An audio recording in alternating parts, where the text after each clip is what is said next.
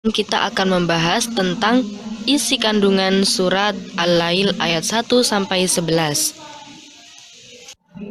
Pada ayat 1-3, Allah bersumpah dengan menyebut makhluknya, yakni wal-laili, demi malam, wan-nahari, demi siang. Kemudian pada ayat ketiga, wa ma khalaqadz dzakara wal unsa, yang artinya demi penciptaan laki-laki dan perempuan. Hal ini menandakan bahwa Allah Subhanahu wa Ta'ala adalah yang maha berkuasa atas segala sesuatu. Kemudian pada ayat keempat, Allah menjelaskan macam-macam perbuatan manusia. Ayatnya berbunyi, inna sa'yakum lasyatta, yang artinya, sungguh, usahamu memang beraneka macam. Pada ayat ini, Allah menjelaskan tentang perbuatan manusia yang bermacam-macam. Ada yang mengerjakan kebaikan, dan ada pula yang mengerjakan keburukan. Selanjutnya, pada ayat ke-5 sampai ke-7, silakan anak-anak perhatikan. Di sana terdapat ayat yang berbunyi, فَأَمَّا مَنْ أَعْطَى وَاتَّقَى, yang artinya, maka barang siapa memberikan hartanya di jalan Allah dan bertakwa. Dilanjutkan dengan ayat ke-6, وَصَدَّقَ بِالْحُسْنَى, artinya, dan membenarkan adanya pahala yang terbaik, yakni syurga. Fasanuyassiruhu lilyusra, maka akan kami mudahkan baginya jalan menuju kemudahan atau kebahagiaan. Melalui ayat 5-7 ini, kita bisa mengerti bahwa ketika seseorang itu bertakwa, kemudian menggunakan hartanya di jalan Allah, yakni dia bersedekah di jalan Allah, kemudian dia yakin bahwa perbuatan yang dia lakukan akan dibalas oleh Allah, maka Allah akan memberikannya kebahagiaan di dunia dan memberikan kebahagiaan di akhirat berupa surga. Nah, kita lanjutkan pembahasan pada ayat ke-8 sampai ayat 11.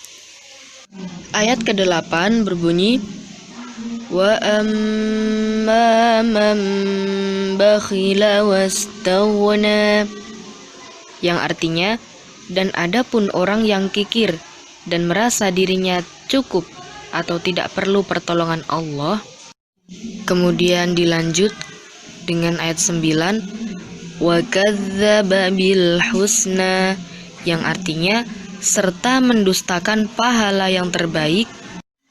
Terdapat penjelasan pada ayat ke-10, yakni fasanuyassiruhu lil usra, yang artinya maka akan kami mudahkan baginya jalan menuju kesukaran, yakni kesengsaraan. Dan dijelaskan lagi pada ayat ke-11, wa ma yughni anhu maluhu idza taradda, yang artinya, dan hartanya tidak bermanfaat baginya apabila dia telah binasa. Nah, itulah isi kandungan Quran surat Al-Lail ayat 1-11. Maka dari itu anak-anak, kita sudah mengerti kan bahwa bersedekah di jalan Allah karena Allah itu adalah termasuk sifat terpuji. Biasanya kita sebut dengan sikap dermawan atau memberikan harta dengan senang hati tanpa mengharapkan imbalan. Allah akan memberikan pahala bagi hambanya yang bertakwa dan bersedekah di jalan Allah dengan balasan yang baik, berupa kebahagiaan di dunia dan di akhirat nanti akan mendapatkan surga. Dengan catatan, seorang hamba tersebut melakukan kebaikan ikhlas karena Allah Ta'ala. Kemudian, balasan berupa kesengsaraan akan diberikan oleh Allah bagi hambanya yang kikir, dan dia merasa cukup dengan apa saja yang dimilikinya, sehingga enggan untuk memohon pertolongan kepada Allah. Perlu kita ingat bahwa sesuatu apapun yang kita lakukan tentu akan kembali kepada diri kita sendiri.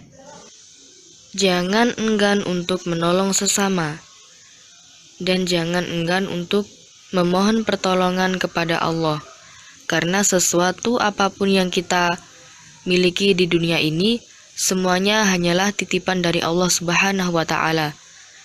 Cukup sekian materi pada hari ini. Semoga kita selalu menjadi seorang hamba yang bersyukur. Amin.